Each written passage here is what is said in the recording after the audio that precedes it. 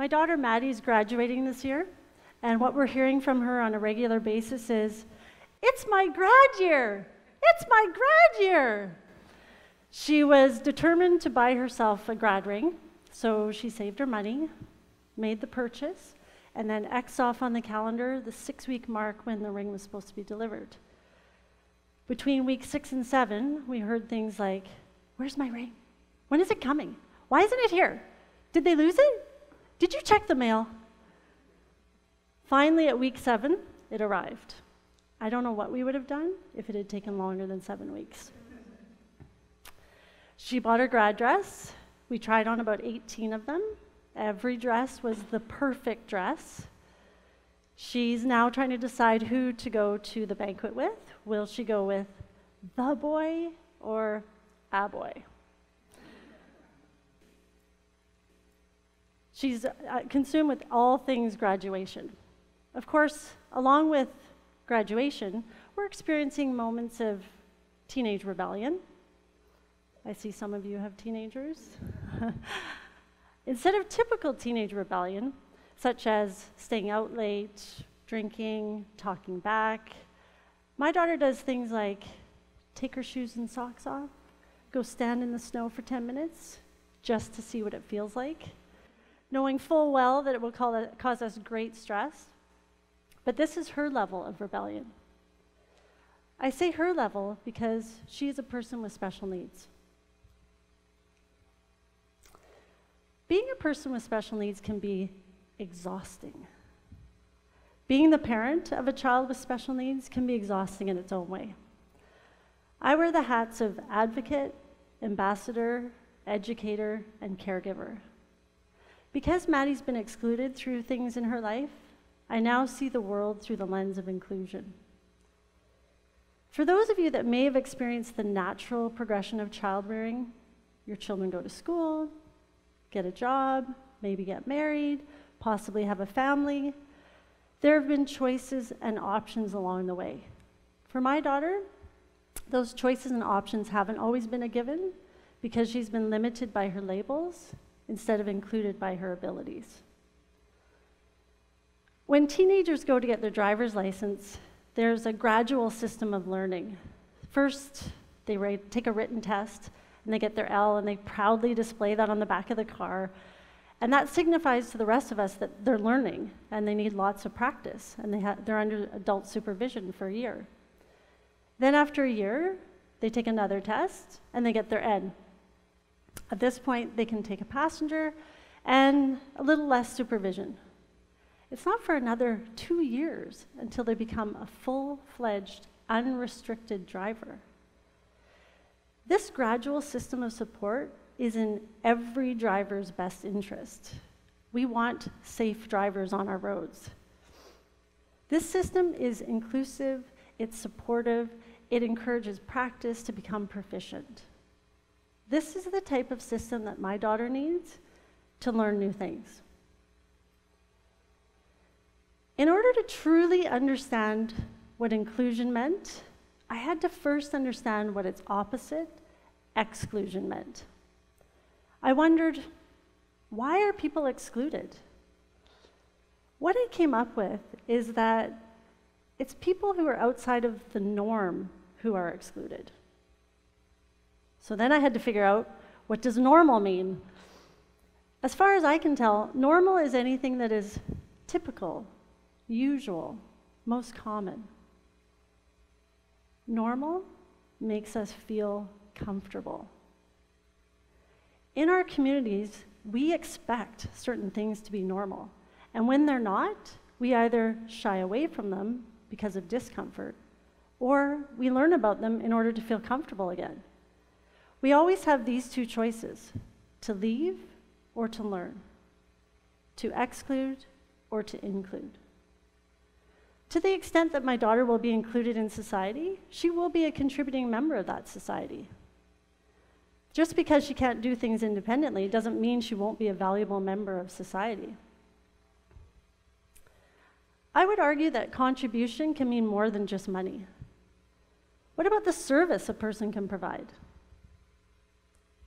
In one of my favorite articles on inclusion entitled "The Golden Rule," The authors suggest that inclusive communities promote growth, independence, and interactions with peers. My daughter could be a dog walker, a vet assistant, a care aide, or a recreation leader. When you take the time to ask her what she'd like to do after graduation, she will tell you her 3 areas of interest: dogs, old people, and kids. If she wants to give back to the people or dogs that bring her happiness, she should be able to do so. We have never put limits on what she could be able to do. She may even surprise us by doing something we never even thought of. In fact, my daughter never knew she was a person with special needs until she learned that in school. Up until high school, she just knew that some things were frustrating and difficult for her, and she needed help. But we explained that her brain works a little bit differently than other people, and that's okay. Diversity is a good thing. We want differences in our world because it makes the world a more interesting place. Sadly, when she went to high school, she started referring to herself as a resource kid, a special needs kid. One night at dinner during her first week of high school, she turned to me and she asked, "Mom, what's a resource kid? And why am I in the resource room?" It kind of sucked a lot of joy out of the whole idea of going to high school for her. She was baffled by the idea of why she was in the resource room when she sees all people as people, and she didn't understand why she was separated from her peers or her equals. Thankfully, together with her school team, we worked together to come up with a plan that was person-centered around Maddie's strengths, and we were able to tap into all the options and resources at the school in order to make high school a meaningful experience. I actually see Maddie's view of the world where everyone is equal in her eyes as one of her ways of contributing to society. She will give love, kindness, caring, and compassion to everyone without judgment. She sees everyone as an equal. She will ask for anybody's help at the grocery store. If she needs help weighing her bananas, she will ask you. Unfortunately, while she's getting help weighing those bananas, sometimes a long line will form behind her, and people start to become impatient because they can't see her disability. Last month, Maddie and I went skiing together. She decided to take her own route down the mountain. So this, of course, had me skiing ahead of her instead of behind her, as I usually do. And her route had her going through piles and piles of powder, which she hates. So she did a couple of turns, and she was down on her butt. I'm farther down the hill, so I take off my skis and start trekking up. And as she's sitting there, she just starts calling for help from whoever comes by. The next person down the mountain is going to be the person to help her. She doesn't discriminate. And why should she? If it was your child who needed help, and I was the next person down the mountain, wouldn't you want or even expect me to help them? Does the disability even matter? At what point do we decide to turn away from someone who's asking for our help? The disability shouldn't matter. What if we all had to wear labels around our necks to shout to the world what our challenges are? If my daughter had to wear labels, they would say, autism, cerebral palsy, osteopenia, scoliosis, and for the cherry on top, anxiety. My daughter doesn't wear labels on her neck. She wears her heart on her sleeve. She is wholehearted. She is the most non-judgmental, loving, caring person I know. Her smile lights a room.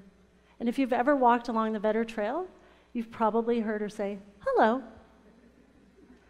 Especially if you have a dog walking with you.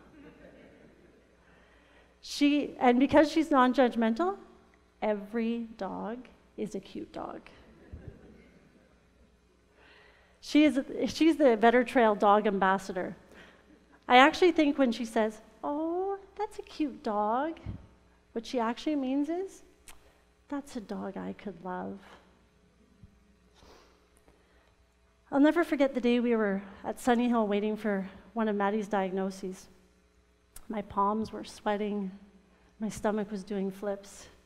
And when the doctor entered the room, the smell of antibacterial soap wafted through the air. He sat down and he told us that Maddie has autism. Of the many things he said that day that were tough to hear, one of the things that resonated with me and has proven to be true is the fact that Maddie will learn about the social world through hard knocks. Nobody wants to hear that that hard knocks are inevitable for their child, but he was right. Maddie has learned about the social world through gentle nudging from her support network to hard knocks from her schoolmates. We, as her support network, have learned patience, oh, so much patience, and perseverance. Her schoolmates have learned to accept and include people that are different than them. The social world is where we need to be careful that Maddie's not taken advantage of. Because she finds navigating social cues and social norms a challenge, we have to put supports in place to make sure that she's safe and yet feels freedom. It's a delicate balance to ensure that she feels freedom without the constraints of too many protections. Like any teenager, she wants to be free from a parent or support person to go for tea with a friend.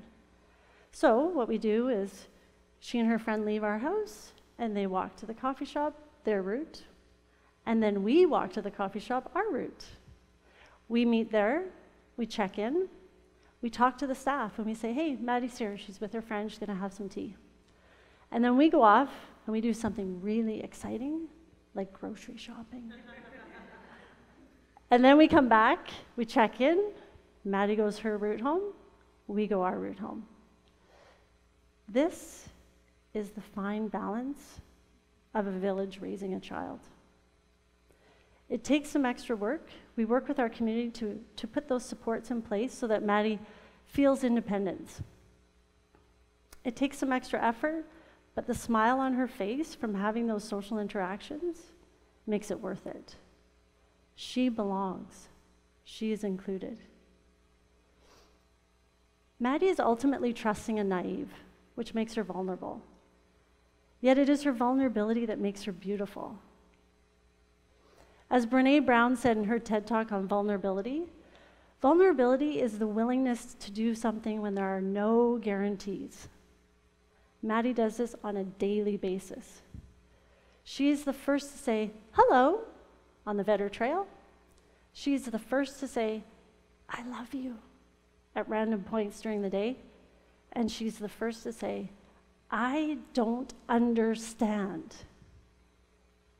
Having a community that supports and understands her gives her courage to take risks, to do the things that she needs to do, and to learn the things that she needs to learn.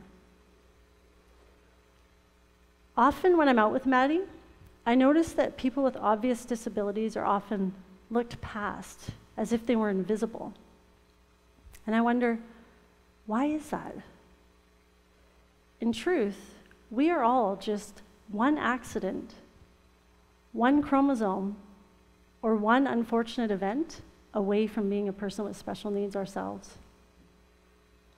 No one wants to be invisible. There is nothing special about the need to be seen as human and worthy of caring. We are pretty considerate of the needs of others in our community. We have designated parking for new parents, veterans, and people with disabilities. We have points of access into buildings, ramps and elevators, and once inside we have designated seating.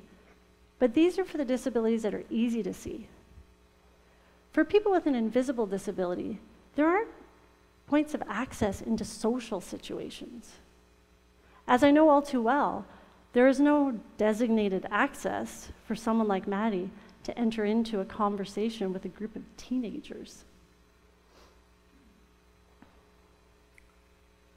Regardless of what intolerance is going on in the rest of the world, we have control over the open-mindedness we teach our children, the acceptance we show in our communities, and the inclusive society we build as a result of those two things. Everything we do has impact on others. What if we all acted like young children, where everyone was a friend and an equal? We wouldn't even have to try to be an inclusive community. It would just be natural instinct. My oldest daughter taught me this when she was in grade 2. She came home from school one day and she said, "Mom, guess what?" Of course, being the very attentive parent, I responded with, "What?" She said, "Did you know that Jasmine has brown skin?" Being the attentive parent again, I said, "Well, how did you discover that?" She said, "Well, today we were doing art, and we were sitting together, and we were doing a self-portrait. And I was a little bit ahead, so I finished with my crayon, so I slid it over to Jasmine, and I said, 'Here you go.' And she looked at me, and she said, 'What are you doing?' I said, 'It's crayon for you, for your portrait.'